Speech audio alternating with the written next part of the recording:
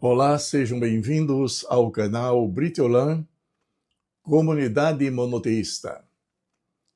Nesta quarta-feira, pela manhã, nós estamos profundamente agradecidos ao Supremo Arquiteto do Universo a oportunidade de que temos de conversar com as pessoas que participam do nosso canal.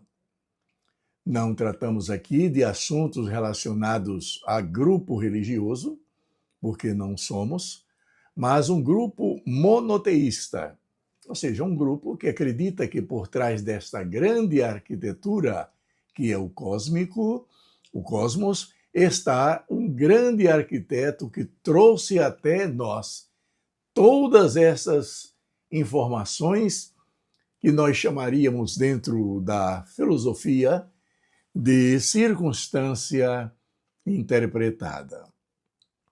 Bem, hoje nós gostaríamos de conversar sobre um determinado assunto que tem um profundo significado na nossa vida. E tudo isso nos advém através das informações dos meios de comunicação. Aqui nós não temos a intenção de colocar no banco dos acontecimentos figuras do réu, da vítima ou de testemunhas, mas colocarmos o homem dentro do plano do Criador e também dentro do cenário da existência humana e das tecnologias que conduzem o ser humano a se posicionarem diante daquilo que ele acha conveniente ou não. Bem, nestas últimas semanas, nós temos observado uma coisa que nos chama profundamente a atenção. Todos nós sabemos que o ser humano ele passa por determinadas situações que lhe causam preocupações e também problemas de ordem psicológica, mental. Então, por exemplo, o ser humano que, em geral, habita em regiões que são totalmente absorvidas pelo gelo, pela frieza do próprio clima, leva este homem a ter um comportamento retraído, isolado e algumas vezes até desesperador. No entanto, com o passar dos tempos, essa pessoa vai se adaptando a esta lei de adaptação, que é uma lei universal, faz com que o homem comece a vencer determinadas dificuldades. Bem, gostaríamos de conversar sobre um assunto que foi trazido à tona através dos meios de comunicação televisivas e que tem como foco o Nordeste brasileiro. Todos nós sabemos que o Nordeste brasileiro é um espetáculo para um relaxe físico e também para uma diversão contínua diante daquilo que nos traz vida, que é o sol. Quem não gosta de uma manhã ensolarada, de um sábado e de um domingo numa praia do Nordeste brasileiro? Isso é muito interessante. Eu me lembro que eu tive um choque cultural quando tive a oportunidade de visitar o Oriente Médio e precisamente o Egito e a faixa que fica entre o Egito e Israel. Lá eu pude constatar que a água do Mar Vermelho, que cobre parte do Egito e que também se estende a Israel e a outros estados-nações, é uma água fria, é uma água que não é convidativa para o banho. A gente sente água pesada. Pois bem, mas em nenhum instante nós podemos ver naquela localidade situações de dificuldades ou anomalias ecológicas. No entanto, no Nordeste brasileiro, e precisamente em Recife, em duas praias, parece-me que é a Praia de Piedade e também a Praia de Olinda, a gente se depara com situações meio complicadas, com o aparecimento de tubarões. E durante esta semana, 2 pessoas foram vítimas destes animais, que são vítimas da própria ecologia. São vítimas das modificações ecológicas que são impostas pelo homem. Há um porto de Suape, lá no Recife, que já faz algum tempo que ele existe. E eu me recordo que eu acompanhei toda aquela construção que traria grandes benefícios e que deve ter trazido grandes benefícios ao estado de Pernambuco. No entanto, havia assim uma dissipação de muita comida no mar e isso atraía os tubarões, modificava toda aquela situação vital, desvirtuava a questão da alimentação, que algumas vezes escapava e era jogada ao mar. Pois a semana passada, 2 pessoas elas foram vítimas. Uma criança do sexo masculino e uma jovem tiveram as suas pernas, naturalmente a perna direita de cada um, foram amputadas pela ameaça e pela trágica ferocidade de 2 tubarões. Mas a grande pergunta é o seguinte: não existia placas de sinalização, não existiam bandeiras que chamavam a atenção de tudo isso? Claro que havia. Mas nós não podemos, por si só, colocar a culpa na vítima. Então, o Estado brasileiro é preciso que crie condições de segurança. Mas a gente não pode controlar o tubarão. Claro que não pode. Mas pode estabelecer critérios e só uma bandeira e uma placa falando, dizendo que tem tubarão, isso não resolve não, gente.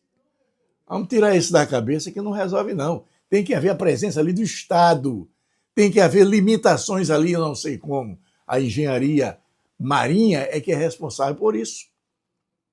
Mas uma coisa que nos chama profundamente a atenção é como é que existem essas informações e as pessoas ousam em avançar no mar com tubarões. O que é que faz isso? O medo já não funciona? Pois bem, o medo pode ser considerado um afeto ou estado emocional básico que surge diante da percepção de um perigo real ou imaginário.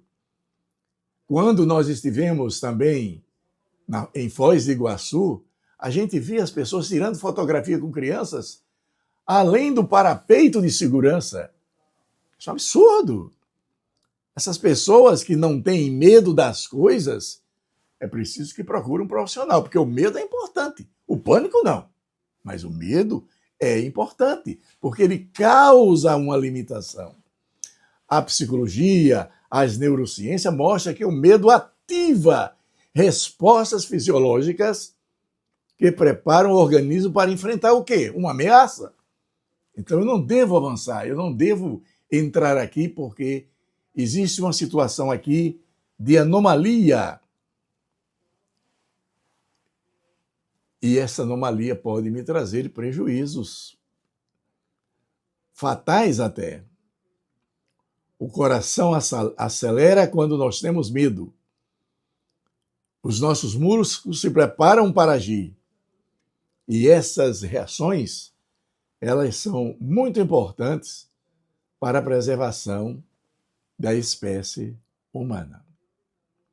O medo torna-se, portanto, o quê? Uma arma de preservação da vida. E quando funciona como um sinal de alerta diante de riscos vitais. Por exemplo, atravessar uma rua movimentada, afastar-se de um animal peçonhento, buscar abrigo durante uma tempestade severa, tomar precauções diante de uma situação de violência. O medo é importante para que a gente não possa possibilitar tragédias, não apenas para as outras pessoas, mas também para nós.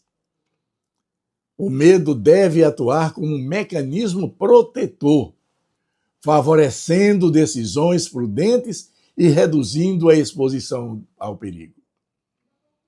É por isso que quando a gente conversa com pessoas inteligentes e que se submetem ao seu labor ao perigo, eles dizem: nós sentimos medo, mas temos que conduzir a nossa vida dentro de situações que a gente possa enfrentar esse medo com prudência. Nós não podemos acreditar que somos imortais. Eu tenho a força e se jogar lá do abismo e vai se espatifar lá embaixo. Isso é a lei da gravidade. Pois bem, nestes casos, quando nós nos expomos a determinados instantes de perigo, o medo é um mecanismo protetor, favorecendo decisões prudentes e reduzindo a exposição ao perigo. No entanto, quando o medo, segundo a ótica de Carlos Bernardo González Pecote, na ciência filosófica, quando o medo é estudado como um estado psicológico e pode ter causas diversas, a logosofia nos ensina que muitos medos se originam da ignorância, da insegurança ou da falta do conhecimento sobre as leis que regem a vida. Portanto, o medo cumpre uma função positiva quando serve de quê? De advertência e proteção.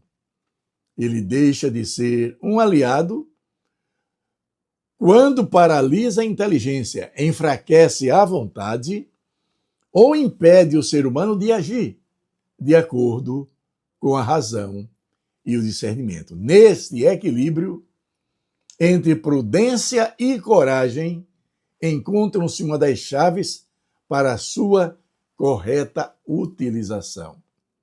Nós não somos fisicamente imortais.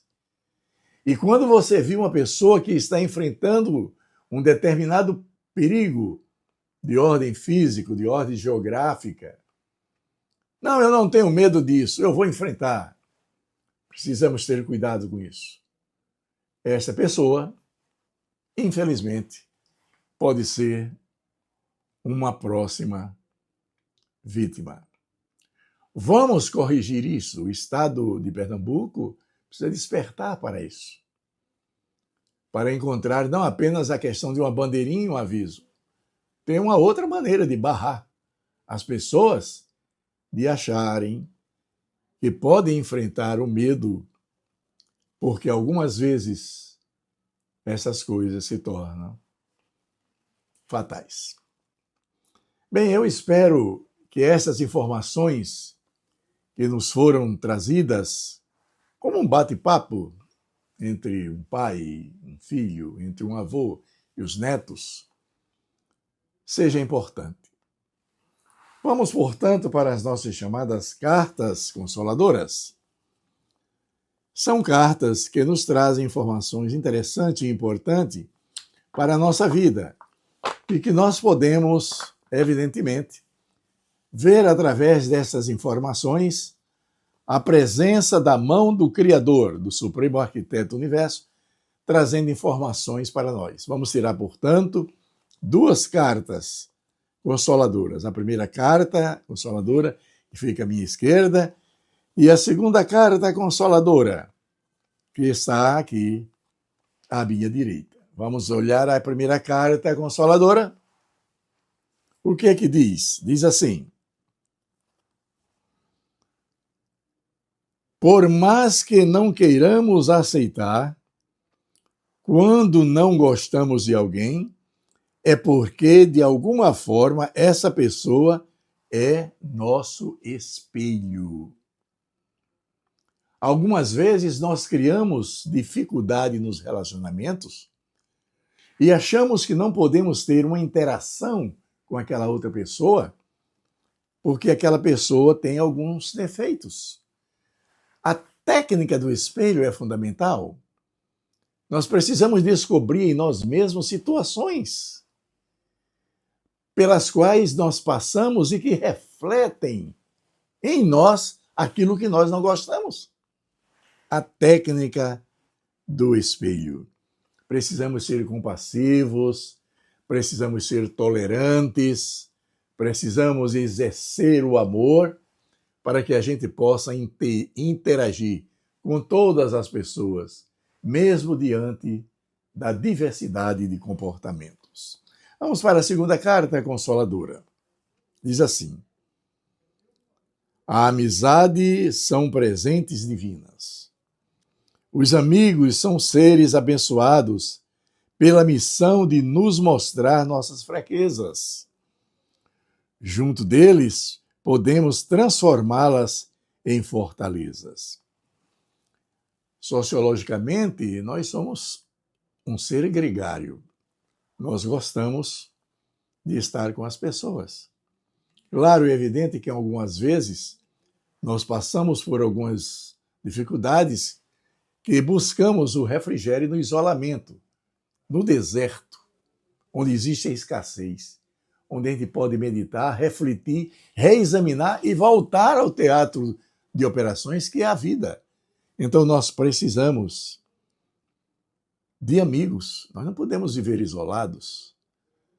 Nós não podemos viver com medo das pessoas. Claro, devemos ter prudência e o medo é muito importante. No entanto, precisamos ter cuidados em determinados encontros. Algumas vezes são encontros até de trabalho. Alguém quer se encontrar conosco numa região insólita, numa região deserta. Não faça isso. Mesmo que você possa descobrir que há lucro nos negócios, você corre o risco. Por quê? Porque a própria psicologia mostra que o psicopata mora ao teu lado. Eu vou fazer uma transação comercial. Eu faço uma transação comercial dentro de um cartório. Eu vou fazer uma transação imobiliária. Eu faço dentro do cartório. Eu quero conhecer alguém num encontro em que eu possa dividir o meu amor com alguém. Por que não ir a um super dessas grandes empresas de mercado, esses hiper lojas, onde todas as câmeras estão prescrutando as pessoas que estão ao seu redor? Se essas pessoas disserem, agora nós vamos até tal lugar para que a gente possa realizar tudo isso. Não posso fazer isso. Não, mas eu quero trazer uma sacola de dinheiro. Não recebo a sacola de dinheiro. Aqui está a minha conta, deposite lá. A gente tem que agir assim, com prudência. Quando a gente tem medo, a gente estabelece critérios de sobrevivência. Pense nisso. Bem, eu acho que as nossas interações e bate-papos nesta quarta-feira, em Caritas Consoladoras, têm um final muito feliz. Que vocês possam ter prudência e conhecer os limites da sua existência e o da minha também, e a gente possa viver em paz. Obrigado pela sua participação.